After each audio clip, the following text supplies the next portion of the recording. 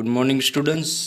आज आपका ईएनवी का चैप्टर 9 है, ठीक है। क्लास 4th का जो चेंजिंग फैमिलीज था उसमें हमने फर्स्ट जो किरण की फैमिली के बारे में स्टडी किया, फिर जो सेकंड दीपाली थी, फिर उसके बाद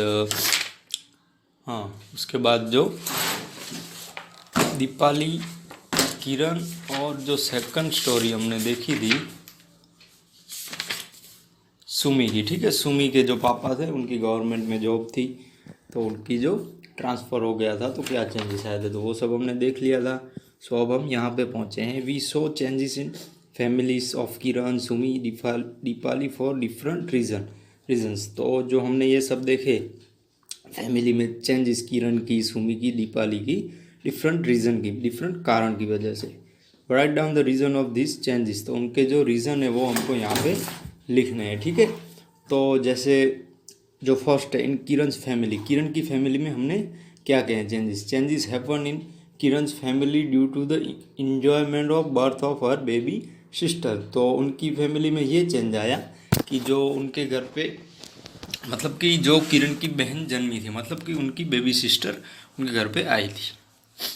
फिर है सुमी की फैमिली में क्या चेंजेस आए, changes happen in Sumi's family due to her father's transfer of another place and due to the confusion regarding how to settle down in a new surroundings. तो जो सुमी थी तो उसकी फैमिली में क्या था, जो उसके पापा थे उनकी गवर्नमेंट में जॉब थी, तो वो ट्रांसफ़र हो गया था उनकी जॉब का। तो वो सब कहाँ रहना, कैसे सेटल होना नए एरिया में, ये सब चेंजेस थे, ठीक है। फिर इन दीपालीज फैमिली चेंजेस, तो दीपाली की फैमिली में changes happen Deepali's family due to the her uncle son getting married. तो जो उनके अंकल थे, चाचा थे, उनके बेटे के मैरिज, मतलब कि उनका एक भाई था, कजिन, उनकी शादी हो गई थी। The welcoming of the new bride and enjoying the marriage ceremony brought about a happy change in the family. तो उनके घर में जो ये खुशी का माहौल था, ये सब चेंजेस थे। Can there be any other reason for changes in families, तो दूसरे कोई और रीज़न है। There can be many reason for changes in family, some of them are followers. तो नीचे 2-3 ऐसे एग्जाम्पल हैं फैमिली में जो चेंजेस होते हैं। When a family member has to leave family for a job, तो देखिए कभी भी फैमिली में ज़्यादातर चेंजेस कैसे होते हैं कि किसी की जॉब है, तो आप भी, मैं भी, कुछ लोग ऐसे होंगे जो कच्छ के नहीं होंगे, बाहर के होंगे। वो बाहर के क्यों, कि बाहर वो रहते होंगे और यहाँ पे जॉब के कारण यहाँ पे आए होंगे। When a responsibility member of the family pass away suddenly, तो कभी कभी क्या होता है कि घर की जवाबदारी आ जाती है ऐसे। When the financial condition improves and the family goes to live a big luxurious house, तो कभी कभी क्या होता है, क्या कोई ऐसी भी फैमिली है जो स्टार्ट उनकी जो फाइनेंशियल मतलब कि पैसों की जो तंगी होगी और अचानक ही उनको कभी कुछ फाइनेंशियल एडवाइस मिल जाएगी या फिर फाइनेंशियल इंक्रीज हो जाएगी उनकी कंडीशन, तो इसकी वजह से वो नए घर में रहेंगे, नई जो लाइफ होगी वो रहेंगे, ठीक है, उसमें रहेंगे। talk to three old people, one from your family, one from your friend's family and one from family in your neighborhood। तो आप 3 जो ओल्ड पीपल मतलब कि ओल्ड एज के हैं, दादा दादी आपकी एज के, उन 3 पीपल से बात कीजिए। वन जो है वो आपकी फैमिली के हो, और सेकंड वो आपके फ्रेंड हो उनकी फैमिली के हो, और वन जो है वो आपके नेबरहुड मतलब पड़ोसी। Ask them this question and complete the table. तो उनके वो क्वेश्चन पूछिए और उनके आंसर लिखिए टेबल में। क्वेश्चन है जैसे since how many years has the family been staying here, तो यहाँ पे हम क्वेश्चन देख लेते हैं, ठीक है, आंसर। तो जैसे हमारी फैमिली, जैसे since how many years have you family been staying here, तो अगर आपकी फैमिली में हमें ये क्वेश्चन पूछेंगे आपके दादाजी को, तो ऐसा आंसर आएगा कि ये एक एग्जाम्पल है, ठीक है, कि किसी का इसमें परफेक्ट नहीं होता, ये सिर्फ एग्जाम्पल के लिए। तो आपकी फैमिली में हम मान लेते हैं कि आपके दादाजी को ये क्वेश्चन हम पूछते हैं, तो वो हमको 11 ईयर्स कहेंगे, और यही क्वेश्चन हम जो आपके फ्रेंड है उनके दादाजी को पूछेंगे तो वो कहेंगे 8 ईयर्स के। 8 ईयर्स से वो यहाँ पे रहते हैं। और फिर जो नेबर मतलब पड़ोसी में जो रहते हैं उनसे ये क्वेश्चन हम पूछेंगे तो वो कहेंगे 5 ईयर। फिर सेकंड है where did the family live before coming here, तो यहाँ पे रहने से पहले वो कहाँ रहते थे। तो आपकी फैमिली में ये क्वेश्चन आपके जो दादाजी हैं या फिर आपने जो चूज़ किया है कि दादी को पूछना है या दादाजी को, तो वो कहेंगे मगरवाड़ा। तो जो भी हो कि मगरवाड़ा यहाँ पे एक एग्जाम्पल है। फिर दूसरे जो फ्रेंड की फैमिली में से चापी एंड नेबरहुड की नेबर्स फैमिली में आएंगे Siddhpur.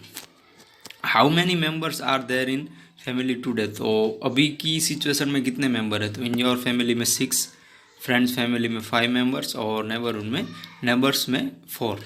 How many members were there in family 10 years ago, तो 10 साल पहले कितने थे, तो इन योर फैमिली में, तो how many members were there in the family 10 years ago, तो 10 साल पहले कितने थे इन योर फैमिली में 5, फिर फ्रेंड्स फैमिली में 4 और नेबर्स फैमिली में 4। ठीक है। अब what were the reason for the changes in family in the last 10 year, तो 10 साल में कौन से ऐसे चेंजेस हुए, my father transfer and the birth of my younger sister, तो आपकी फैमिली में आपके पापा का ट्रांसफ़र हो गया होगा या फिर आपके घर पे बहन का जन्म हुआ होगा। फिर जैसे फ्रेंड फैमिली में हम because his father was transfer, तो उसमें जो उनके पापा हैं वो ट्रांसफ़र हुए होंगे, because his mother was transfer, जो नेबरहुड की फैमिली में आएगा। फिर जो लास्ट क्वेश्चन है, how do you feel about all this changes, तो आपकी फैमिली में ये सब चेंजेस हुए या फिर आपके जो फ्रेंड की फैमिली में चेंजेस हुए और जो आपके नेबर्स की फैमिली में जो चेंजेस हुए उससे क्या फील होता है। We are enjoying the new city with our family, तो जो आपकी फैमिली है तो उसमें ये सब लिख सकते हैं। और जो फ्रेंड फैमिली है तो there are enjoying new house and new city, तो वो न्यू घर और न्यू सिटी को एंजॉय करते हैं। और जो नेबर में है तो उसमें there are enjoying new friends and new city, तो जो वो न्यू सिटी को एंजॉय करेंगे एंड न्यू फ्रेंड्स वगैरह को। ठीक है। अब देखते हैं my family yesterday today and tomorrow, मेरी फैमिली कल, आज और कल, मतलब कि यस्टरडे का मतलब कि जैसे देखिए आज जो दिन चला गया वो यस्टरडे, जैसे आज कितनी डेट है, आज 15 है। ठीक है। आज 15 तारीख है, तो कल जो 14 डेट थी कि जो वेडनेसडे था तो वो यस्टरडे, और टुडे देखिए आज 15 है तो वो टुडे, और टुमारो है तो वो है 16 डेट, मतलब कल जो फ्राइडे आएगा वो टुमारो है। All families change in some way और the other for different reason, has your family change too, तो सभी फैमिली में ऐसे डिफरेंट होते हैं या फिर ऐसे कुछ कारण भी होते हैं different. Has your family change too, तो आपकी फैमिली में ऐसा कोई कारण होगा। When your grandparents were children like you, was your family just like as it is okay. में when your grandparents were children like you, was your family just like as it is today, discuss with them, तो देखिए जब आपके दादा दादी ji grandparents आपकी age के थे तो उनकी फैमिली में क्या, मतलब कि उनकी जो फैमिली थी और जो आपकी आज की फैमिली है तो उसमें क्या डिफरेंट है वो उसके बारे में डिस्कस कीजिए। Do you remember the picture of Sita's family tree which you study in class 3, you had also drawn your family tree, तो आपने को ये याद है कि जब आप क्लास 3 में थे तो तब उसमें एक सीता की फैमिली ट्री करके एक चैप्टर भी था और उसमें आपने एक्टिविटी भी की होगी थी क्लास 3 में, नेक्स्ट ईयर में, प्रीवियस ईयर में। You had also drawn your family tree, तो आपने भी फैमिली ट्री ड्रॉप की होगी। Let us draw family tree in the notebook like last year, तो लास्ट ईयर की तरह आप फैमिली ट्री ड्रॉप कीजिए। आस्क योर ग्रैंड मदर और grandfather how many members were there in their family when they were of your age, draw family tree of their family in your notebook when they where young, तो देखिए कि आपके दादी जी हैं, आपके दादाजी हैं, तो उनसे आप पूछिए कि जब वो आपकी एज के थे तो तब उनकी फैमिली में कितने मेंबर थे, और वो जो फैमिली थी उसका फैमिली ट्री नोटबुक में ड्राइंग कीजिए। Can you see your self, your brother और योर सिस्टर, योर मदर और your father anywhere in this family tree, तो आपके जो ये दादी जी हैं या फिर दादाजी हैं वो ऐसे उनकी फैमिली वाला हमने फैमिली ट्री बनाएंगे तो उसमें आप देख सकते हैं किसी को, आपको देख सकते हैं या फिर आपके भाई हैं, आपकी बहन है, आपके मदर है, आपके फादर है, तो आप उस फैमिली ट्री में देख पाएंगे। Now draw family tree of your present family in your notebook, तो अभी जो आपकी फैमिली ट्री है वो अभी की जो आपकी फैमिली है वो फैमिली ट्री की एक्टिविटी कीजिए। ठीक है। ये एक्टिविटी किसी को करनी नहीं है, ये सिर्फ समझने के लिए है। ठीक है।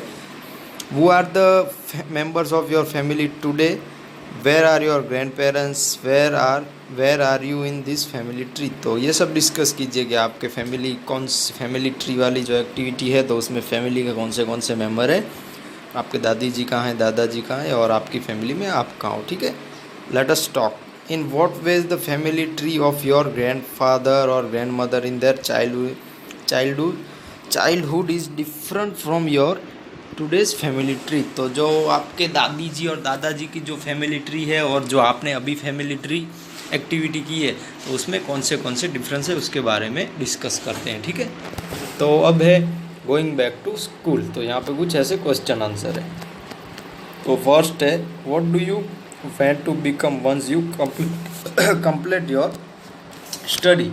तो आप आपकी स्टडी कंप्लीट करके क्या बनेंगे, ठीक है। तो इसमें एक एग्जांपल ले लेते हैं, I want to be a collector when I complete my study. तो मैं कलेक्टर बनना चाहूँगा। Who is the most educated in your home. तो आपके घर में सबसे ज़्यादा शिक्षा किसने ली है, मतलब सबसे ज़्यादा पढ़ाई लिखाई किसने की है। My father is the most educated person in my home. तो जो मेरे पापा हैं वो सबसे ज़्यादा पढ़ाई लिखाई की है, मतलब शिक्षित हैं। Who is the least educated in your home. तो सबसे कम एजुकेटेड कौन है आपकी फैमिली में। My grandmother is the least educated person in my home. Who is the least हमने देख लिया ये। अब है कि find out and write. Is there any such children in your neighbourhood who had to drop out of school, why. तो आपकी पड़ोसी में या फिर कहीं पे है कि जिसने स्कूल छोड़ दी, क्यों छोड़ दी, ठीक है। कोई बच्चे होते हैं ना कि पढ़ाई लिखाई कम करते हैं, ठीक है, और कुछ करते हैं। तो ऐसा कोई है। Yes, a boy named Gopal stays next to me in my neighbourhood. तो हाँ, मेरे आसपास एक मेरा पड़ोसी है जिसका नाम है गोपाल।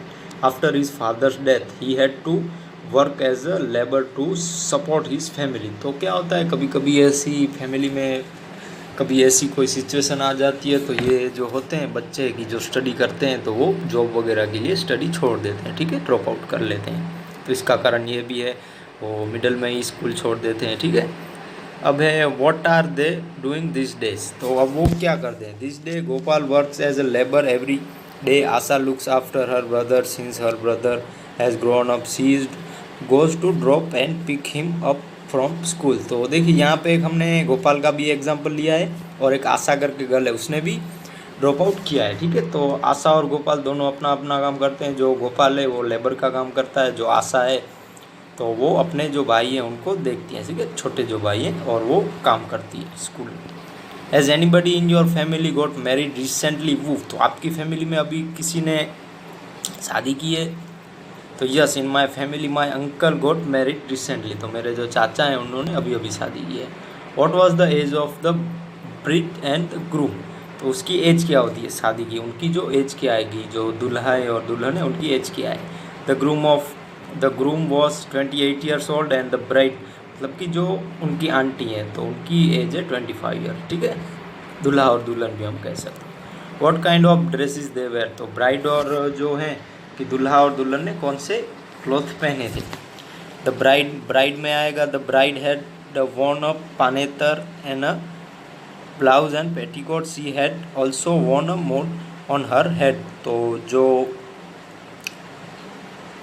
ब्राइड है कि मतलब जो दुल्हन होती है, ठीक है, दुल्हन होती है, तो उन्होंने जो ड्रेसेस पहने थे तो जो उनके जो शादी वगैरह के जो ड्रेसेस हैं वो पानेतर एंड जो ब्लाउज एंड मोट एंड जो उनके जो लेडीज़ के जो मैरिज के क्लॉथ होते हैं। और ग्रूम में जो दूल्हा होता है उसके जो cloth. The groom had worn a sherwani, a churidar pajama, mojaris on his feet and had tied safa on his head. तो जो दूल्हा है उसने शेरवानी पहनी थी, फिर जो चूड़ीदार पजामा था वो एंड मोजा, और जो फीट में जो मोजड़ीज पहनते हैं, ठीक है, और साफा पहना होगा। अब देखिए यहाँ पे ये चैप्टर कंप्लीट हो गया, चेंजेस फैमिली हमारी टेक्स्ट बुक में। सो अब जो हमारा नेक्स्ट चैप्टर है चैप्टर 10, कबड्डी कबड्डी कबड्डी कबड्डी कबड्डी ये करके जो खेल आता है, ठीक है, यहाँ पे गर्ल्स खेलती हैं, ये देखिए फ़ोटो में। तो मैं भी आप में से कोई स्टूडेंट्स खेला होगा कबड्डी। तो हम ये चैप्टर देखते हैं, ठीक है। कबड्डी कबड्डी कबड्डी। तो कबड्डी कबड्डी ऐसे बोलते हैं, out out out, all the girls shouted loudly. तो जो गर्ल्स खेल रही हैं तो उन्होंने ज़ोर से चिल्लाया, out out out, kabaddi kabaddi kabaddi, hold from here, यहाँ से पकड़ो, kabaddi kabaddi kabaddi, hold from the leg and the leg hold her leg. तो वो बोल रहे हैं कि उसका पैर पकड़ो, उसका पैर पकड़ो और उसका पैर पकड़ के रखो। Kabaddi kabaddi kabaddi. Vasudha you come here, you hold her from here. तो वसुधा करके वो कबड्डी कबड्डी बोल रहे हैं, तो वसुधा को किसी ने बोला वसुधा तुम इधर आओ, तुम यहाँ पे खड़ी रहो और इसका जो हाथ है पैर है इसको यहाँ से पकड़ के खड़ी रहो। है Sushila make sure that her hand does not touch the line. तो सुशीला को किसी ने बोला तुम ये देखना कि वो लाइन को टच न कर ले, ठीक है। होल्ड हर हैंड, उसका हाथ पकड़ के रखो। Kabaddi kabaddi kabaddi, oh she is touch, she has touch it. तो कबड्डी कबड्डी बोलते हुए उसने बोला हाँ ये देखो उसने टच कर लिया, उसने टच कर लिया। Out out out, all out, हो your team is all out. तो उसने टच कर लिया होगा तो उसकी टीम भी आउट हो गई होगी, ठीक है, ऑल आउट, और उसकी टीम ऑल आउट। तो यहाँ पे देखिए ये फ़ोटो में ये जो था ये पूरा फ़ोटो में ही था कि जो एक गर्ल है वो खेल रही है, सब आगे भी देखेंगे यहाँ पे यही सब है। तो देखते हैं what are this girls doing, they are shouting out out out, it is meaning that they are playing a game. हाँ, तो ये सारी जो गर्ल्स हैं वो एक गेम खेल रही हैं, बोल रही हैं आउट आउट आउट दो, जिसका नाम कबड्डी है, ठीक है। What do you call this game, तो आप इस गेम को क्या कहते हैं। चेडुगू डू, हुतुतु, चुकिटकिट, हुडू और कबड्डी और समथिंग एल्स। तो हम इसको गेम को चेडुडू कहते हैं, हुतुतु कहते हैं, चुकिटकिट की कहते हैं, हुडू कहते हैं, हु डू कहते हैं और कबड्डी भी कहते हैं और कुछ भी कहते हैं, ठीक है। ये कबड्डी एक गेम है वो खेल रहे हैं। फिर उसके बाद है when the girls surrounded Shyamala and caught her everyone thought that she was out. तो जब गर्ल्स थी सारी तो उन्होंने श्यामला करके गर्ल है उसको पकड़ा था, ठीक है। तो उनको लगा कि ये आउट हो जाएगी। Somebody caught her leg, somebody her arms, while one girl caught her the waist, by Shyamala was not the one to give up। तो इसमें जो श्यामला करके जो गर्ल है श्यामला, ठीक है इसका नाम। तो ये जो गर्ल है जिसका नाम श्यामला है, तो देखिए जो श्यामला थी तो वो अकेली थी, तो जो बाकी की गर्ल्स थी तो उन्होंने क्या किया था, किसी ने उसका पैर पकड़ा था, किसी ने उसका जो हाथ होते हैं वो पकड़े थे, किसी ने उसकी वेस्ट जो कमर होती है वहाँ से पकड़ा था। But Shyamala was not the one to, उसने गिव अप नहीं किया, ठीक है, वो हारी नहीं। She dragged herself in increasing her strength and manage to the touch the line in the centre. तो देखिए यहाँ पे ये फोटो देखते हैं हम, ठीक है। तो सब गर्ल्स थी तो उन्होंने श्यामला को ऐसे पकड़ा था, बट जो श्यामला थी तो वो बहुत ही नीडर थी, तो उसने क्या किया कि वो धीरे धीरे क्या ताकत लगा रही थी कि मैं जैसे तैसे करके इस लाइन को टच कर लूँ, ठीक है। When Shyamala touch the line all the girls of the opposite side were holding her. तो देखिए श्यामला ने जब लाइन को टच कर लिया तो जो अपोजिट साइड की जो गर्ल थी उन्होंने उसको होल्ड कर लिया। So all of them got out but Rosie argued that Shyamala had taken a breath in between, so the team was not out. तो देखिए सब जो गर्ल्स थी उन्होंने उसको टच किया था, उसको पकड़ा था, तो उसने जो लाइन थी उसको टच कर लिया, तो इसकी वजह से वो सारी आउट हो गई। तो इसमें जो रोज़ी करके एक गर्ल थी उसने आर्ग्यू किया, मतलब उसने एक आर्ग्यूमेंट किया कि जो श्यामला है वो बीच में ब्रेथ ले लेती है, मतलब श्वास ले लेती है। So team was not out. Shyamala insist that this was not true. तो जो श्यामला है उसने बोला ये सही नहीं है। She said that if she had taken a breath why did the girls keep holding her. तो उसने ऐसे कहा कि अगर मैंने ब्रीथ लिया मतलब श्वास लिया है तो सारी गर्ल्स ने मुझे होल्ड क्यों किया था। There was a big argument, finally Shyamala won. तो ये बहुत बड़ी आर्ग्यूमेंट थी, तो फाइनली जो श्यामला थी वो जीत गई, ठीक है। अब देखते हैं कि क्या क्या है इस गेम में। How many players are there in kabaddi team. तो कबड्डी जो टीम है या फिर जो में मतलब कि कबड्डी जो खेल है उसमें कितने टीम में प्लेयर होते हैं। There are 12 member in a team of kabaddi and 7 players are seen on the ground at one time. तो इसमें 12 मेंबर होते हैं और 7 प्लेयर्स जो खिलाड़ी हैं वो ग्राउंड में होते हैं। How many players got out when Shyamala touch the centre line. तो जो श्यामला ने सेंटर लाइन को टच किया तो कितने प्लेयर उनको टच किए खड़े थे, मतलब वहाँ उनको जकड़े रखा था। When Shyamala touch the centre line all the players of the opposite team got out. तो कितने लोग आउट हो गए, तो जो सारी अपोजिट साइड के प्लेयर थे वो सब आउट हो गए।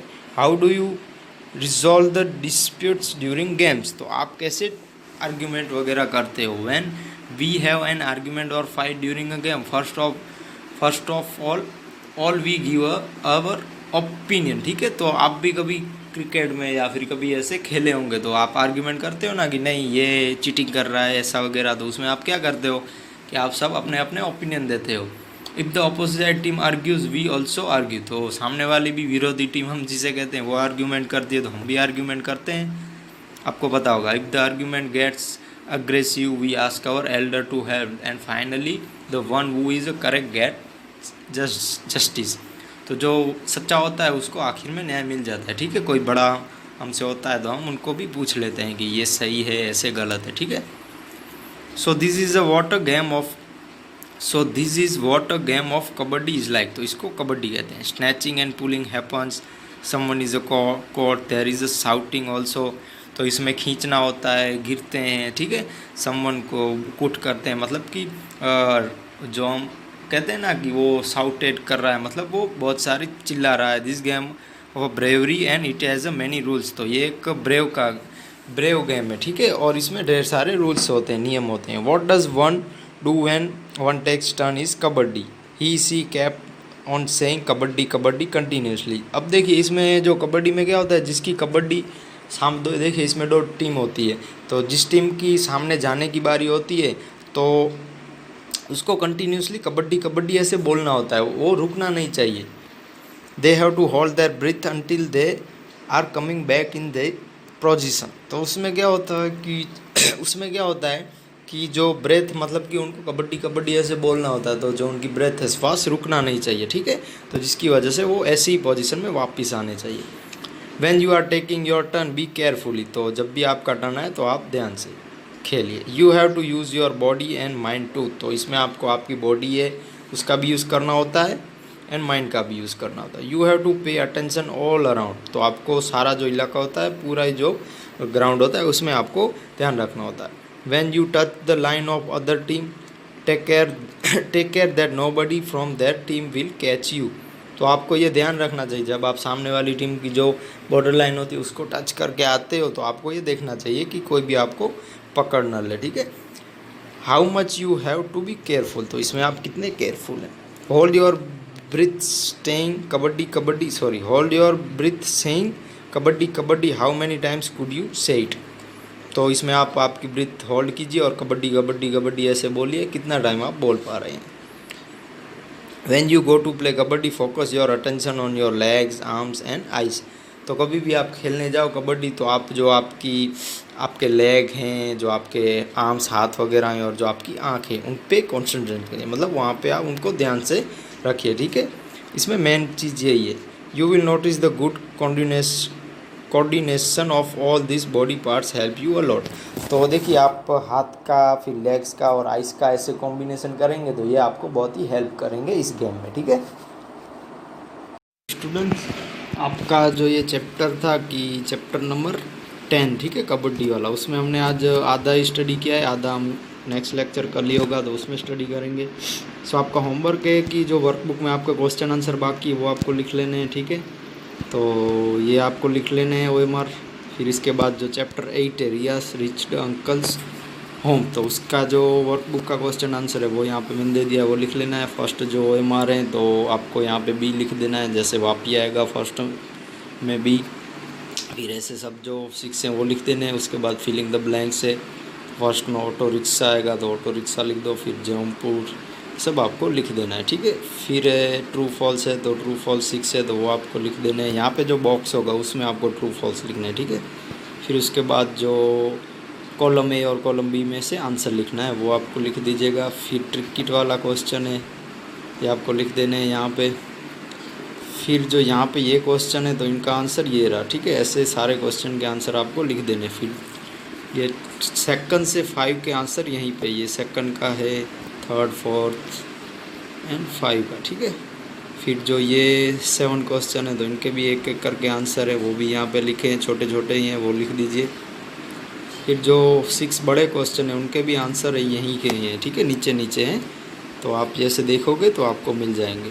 ये सेकंड का ये रहा, फिर थर्ड का, फोर्थ का, 5 का एंड 6 का। तो देखिए अब जो ये लास्ट वाला 6 है ना कि ये रहा, विच फैकल्टीज़ इन 6 जो क्वेश्चन है, विच facility is there on big station for passengers to get whatever information they want about trains। तो जो बिग स्टेशन होते हैं या फिर बिग सिटी में जो ट्रेन्स की होती हैं तो वो पैसेंजर के लिए जो सुविधाएं होती है वो कौन सी है।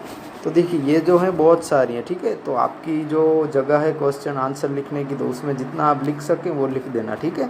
यहाँ पे जैसे 3 है तो 3 में से आप 2 लिख देंगे फिर भी चलेगा, ठीक है, कि पीछे जगह भी नहीं है इसलिए आप 2 से 3 लिख दीजिए, ठीक है। तो ये ऐसे आप चैप्टर पूरा कंप्लीट कर दीजिए और मेरे व्हाट्सएप नंबर पे फ़ोटो भेजिए, ठीक है। जितने भी आप आज लिख पाएँ तो उसके फ़ोटो आज होमवर्क में भेज दीजिए, ठीक है। तो आपको ये पूरा चैप्टर जितना भी आज कंप्लीट हो पाए वो आपका आज का होमवर्क है, ठीक है स्टूडेंट्स। Thank you, bye.